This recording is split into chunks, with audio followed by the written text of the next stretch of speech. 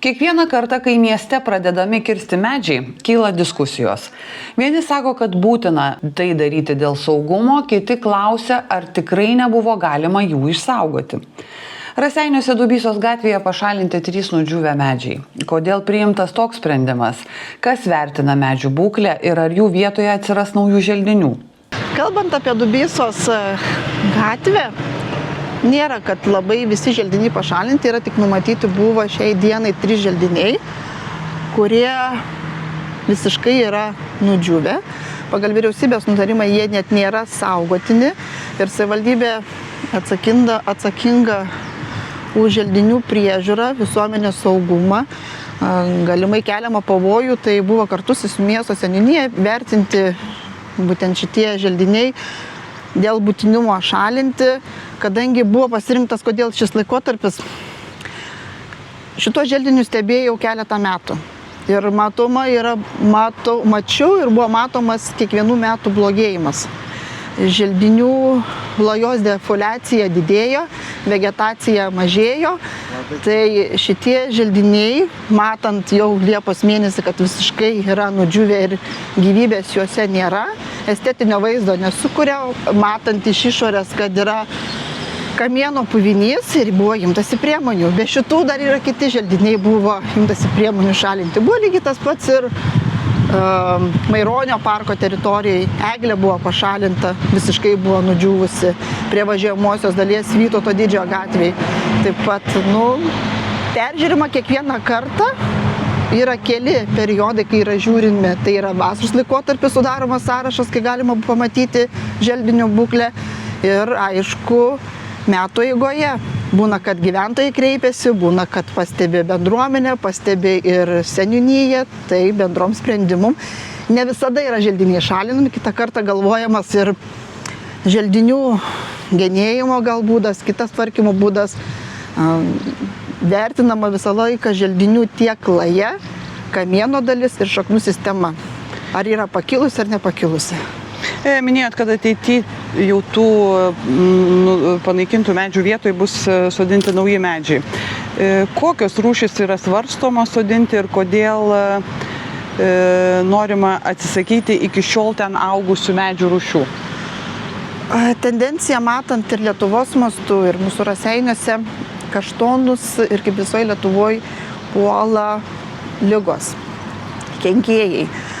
Ir atsižvelgiant į tai, kad kaštonų tikrai labai plati laja, jeigu norint sodinti želdinius prie gatvių, jeigu tai nėra komunikacijos, kai aš kalbu apie požeminę komunikaciją, inžinerinius tinklus, tai želdiniai būtų sodinami, jeigu tai neprieštarauja teisės aktuose. Iš tikrųjų negaliu pasakyti, ar praeina ar nepraeina šiai dienai būtent šitoje vietoje gatvėje, bet vietoj šitų želdinių mano noras būtų pasodinti tokius želdinius, kurie būtų atsparūs ligomis, būtų mažesnė jų laja. Vienas iš tokių variantų, taip kaip mes sodinam, kaip ir esam kitur pasodinę, gal rinkčiausi klevus, tokių koloninio tipo, arba skroblus. Dar sprendimas nėra priimtas, bet kaštonų norėčiau šitoj teritorijai gal po truputėlį, bent jau Dubysos gatvėje, juos pakeisti kitą rūšimi. Kalbant, mes nebereikalo stojom nepriklausomybės gynėjų aikštėj ir matom, kad kaštonai mūsų nugaros jau kelia klausimų. Praėjom Liepą priešais biblioteką, kuri irgi jau baigia nudžiūti. Jie taip pat yra planuojami nupjauti ir galbūt dar kažkokios zonos, kažkokios miesto vietos irgi laukia medžių nupjovimo darbai. Šiai dienai yra dabar numatyta dar šalinti želdinius, tie, kurie iš tikrųjų kelia pavojų, yra nudžiūvę.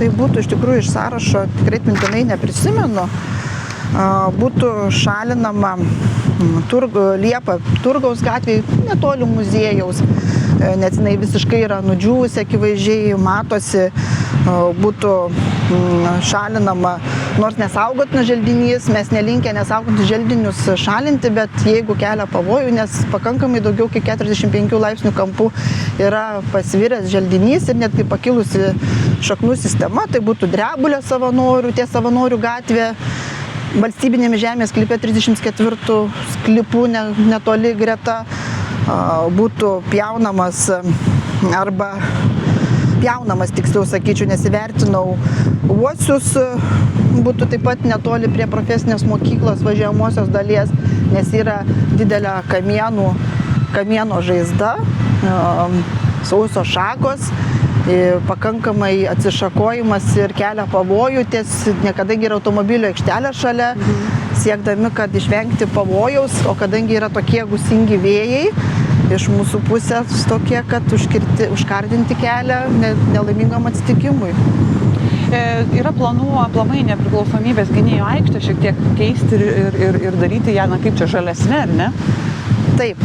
Vienas iš priemonių, kai buvo atliekamas žalinimo plano rengimas ir buvo apklausiama visuomenė, apklausose labai daug žmonių informavo, ką ir mes patys tikėjomės, bet norėjom išgirsti ir visuomenę, ką mato, kad reikėtų šitą aikštę pagyvinti, pasodinti želdinių.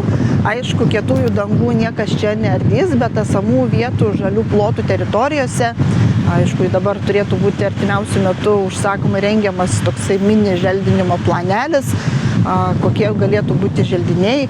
Tai būtų ir keletą medžių, ir krūmų, ir daugiamečių augalų, gal netgi laipsniuojant, po pomedžiai sodinant, kad būtų jisai gyvesnis, sukurtų tam tikrą pavėsį kai kurie medžiai, bet ir plus, nepamirškim tą dalyką, bet koks želdinys, jisai sugeria karštį ir vis tiek bus vėsiau, manytina, ir gražesnė aplinka bus. Savivaldybė primena, kad už želdinių priežiūrą atsakingi ir patys gyventojai. Sodinant naujus medžius ar krūmus reikia laikytis teisės aktuose nustatytų atstumų nuo kaimyninių sklypų, statinių ir inžinerinių tinklų. Taip pat svarbu žinoti, kad norint genėti ar pašalinti saugotinus želdinius, pirmiausia reikia kreiptis į seniūną ir gauti savivaldybės išduodamą leidimą. Savo žemės sklypuose turėtų savininkai, žemės sklypų valdytojai atkreipti želdinių būklę. Aišku, tai nėra paprasta visų pirma, nes mes ne visi esame specialistai, bet bendrai turėtume mes pasižiūrėti, kadangi vasara toks laikotarpis, ar yra nudžiūvusių šakų. Visų pirma, tai yra pirminis dalykas genėjimas. Reikėtų atkreipti dėmesį, tarkim, po gūsingų vėjų, didelių, stiprių vėjų. Galbūt yra medis pažeistas gamtinių sąlygų, yra skilęs, pažeista kamieno dalis, tarkim, dažniausiai tokie medžiai, kai būna į formas vadinama. Tai reikėtų tokius medžius atkreipti dėmesį.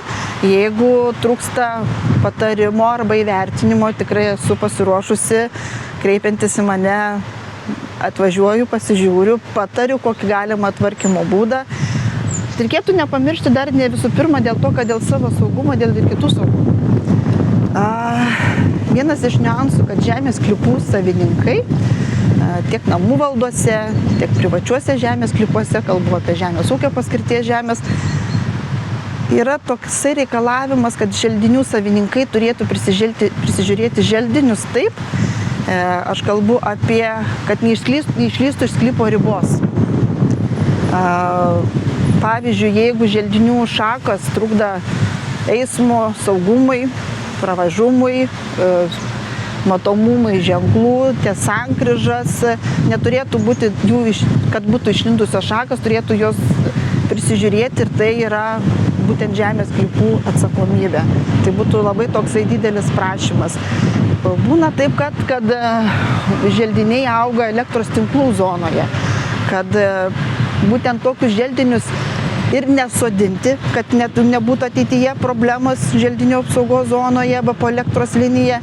Taip pat ir jeigu šakos liečiasi arba atlikti genėjimus atitinkamus, jeigu želdinys, turėčiau omeny, kad jeigu sveikas kažkokios tvarkymo priemonės, bet jeigu trūksta informacijos, tikrai galiu patarti, kaip šiuo atveju elgtis ir daryti ir kad išvengti pavojaus. Artimiausiu metu Raseinių mieste bus atliekama dalies miesto želdinių inventorizacija.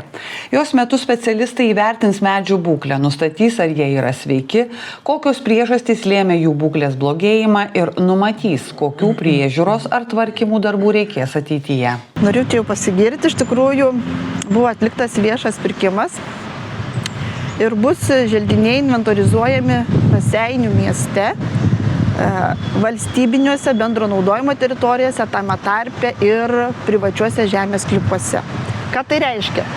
Tai inventorizacija bus vykdoma dalies miesto teritorijos, tai būtų nuo Vilniaus gatvės ir žiūrint kokia kryptimi, tai šiaurės vakarų, šiaurės rytų kryptimi būtų visi želdiniai inventorizuojami, vertinami dendrologiniai ir dendrometriniai parametrai, turėtų būti nustatomos tvarkymo priemonės, tarkime, netgi kuris žuvęs jau želdinys yra, jeigu yra perspektyvus ir saugotinas, galbūt priemonės, kaip išsaugoti tos želdinius.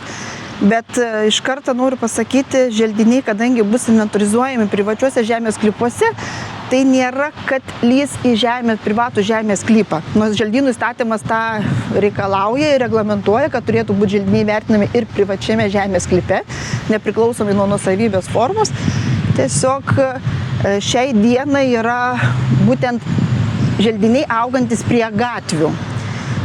Tai būtų, jeigu yra tvora, tai nuo sklypo ribos 1 metro atstumu, kiek įmanoma įvertinti želdinio būklę ir visus parametrus, o jeigu tvoros nėra, neriboja žemės sklypą tvora, tai tiesiog 2 metrų atstumu, nelendant per daug į privatų žemės sklypą. Bet ta informacija iš tikrųjų yra reikalinga ir iš tikrųjų ir strateguojant, ir stebint, ir turime žinoti, koks mūsų yra miesto biologinis turtas. Miesto želdiniai tai ne tik grožis, bet ir atsakomybė.